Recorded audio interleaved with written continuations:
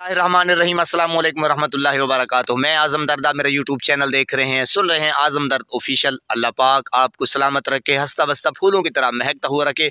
नमाज 5 वक्त अदा क्या करें, वालिदैन की खिदमत करते रहा करें और हमसायों का रखिए ख़ास ख्याल। हमेशा हक और सच की आवाज़ को बुलंद कीजिए।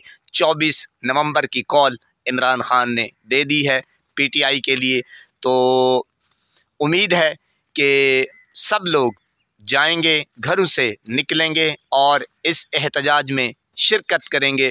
और ये एहतजाज कोई ऐसा नहीं है कि अल्लाह माफ़ करे, ये एहतजाज जो है इस वक्त जो पाकिस्तान का निज़ाम चकड़ा हुआ है, यानी कि चोरों को हुकूमत है और चोर मुसल्लत हैं इस गरीब आवाम के ऊपर।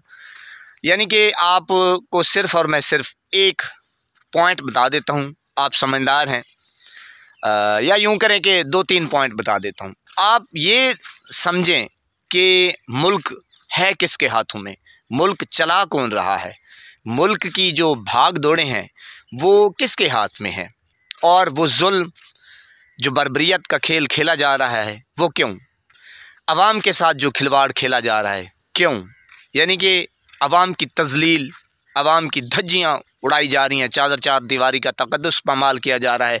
तो ये 2-3 चीज़ें आपके सामने रखेंगे।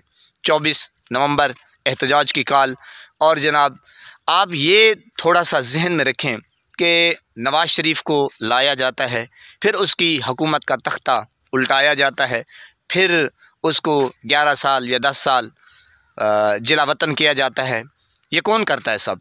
और जनाब फिर इमरान खान को लाया जाता है, फिर इमरान खान की चलती अच्छी भली हुकूमत, फिर उसका तख्ता उल्टाया जाता है, फिर जनाब उसको कैद में कर लिया जाता है, फिर जनाब नवाज़ शरीफ को लाया जाता है। यानी कि ये मुल्क के साथ खिलवाड़ हो रहा है। और ये कौन लोग हैं जो खुफिया तरीके से करते हैं, अपनी वारदात डालते हैं। और पाकिस्तान में कानून नाम की कोई ऐसी चीज़ नहीं है कि जो इंसाफ कर सके गरीबों के साथ, लाचारों के साथ, या मुल्क के साथ, अवाम के साथ। आप समझदार हैं माशाल्लाह, मेरी बातें समझते हैं। तो मकसद ये है कि कौन लोग हैं जो मुल्क को चला रहे हैं और चलने नहीं दिया जा रहा। जो मेन एक बात है ना, मुल्क को चलने नहीं दिया जा रहा। मुल्क में कोई ऐसा रोड मैप नहीं है कि आज देखें हमारे मुल्क को कितने साल हो गए हैं आज़ाद हुए, और मुल्क जो है वो बेचारा रींग रींग कर चल रहा है। यानी कि कोई असासे नहीं है इनके, और जनाब असासे हैं तो सारे हुक्मरानों के वो भी बाहर हैं। तो मुल्क जो है इस वक्त गुर्बत की लकीर से भी नीचे जा रहा है। जो अवाम है वो तो ज़ाहिर है फिर उसके ऊपर इम्पैक्ट आएगा।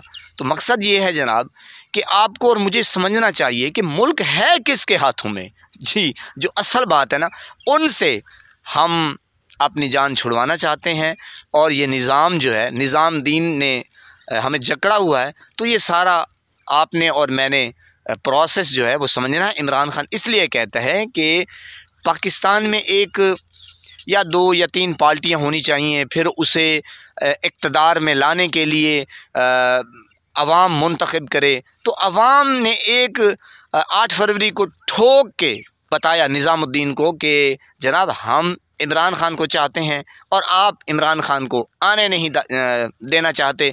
तो मकसद ये है जनाब कि ये 2-3 बातें हैं, आप समझिएगा। दूसरा जो एक और बात है जनाब कि पाकिस्तान में इस वक्त ख़बर मैं सुन रहा था, तो मैंने कहा आपके सोशल मीडिया के थ्रू मैं आप तक पहुंचाऊं जनाब, कि 2 करोड़ पाकिस्तानी ऐसे हैं जो सेक्स की वीडियो देखना चाहते हैं।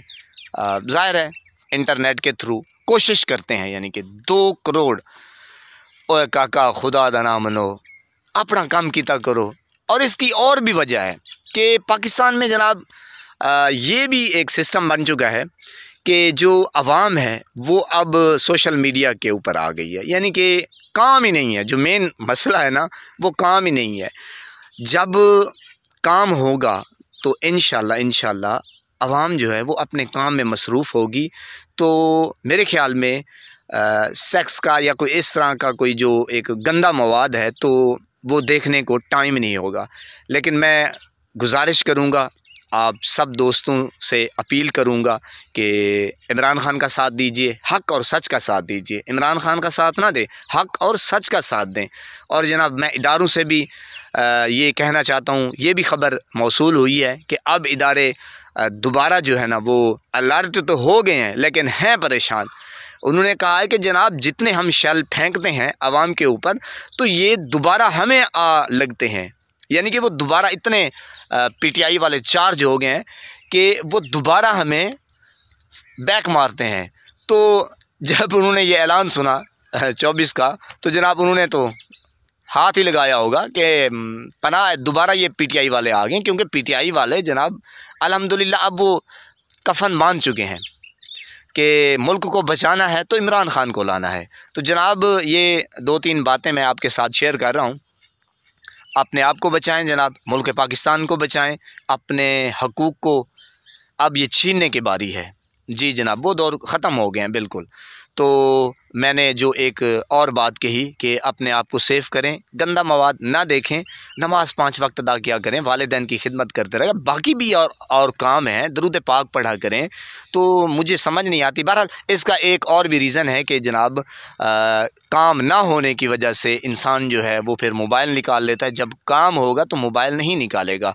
तो तमाम बातें जनाब मेरी आप समझ चुके हैं। अल्लाह पाक आपको सलामत रखे, हंसता बसता फूलों की तरह महकता हुआ रखे। नमाज़ 5 वक्त अदा किया करें, वालिदैन की खिदमत करते रहा करें, हमसायों का रखे ख़ास ख्याल, हमेशा हक़ और सच की बात कीजिए, हक़ और सच का साथ दीजिए। अल्लाह पाक सलामत रखे।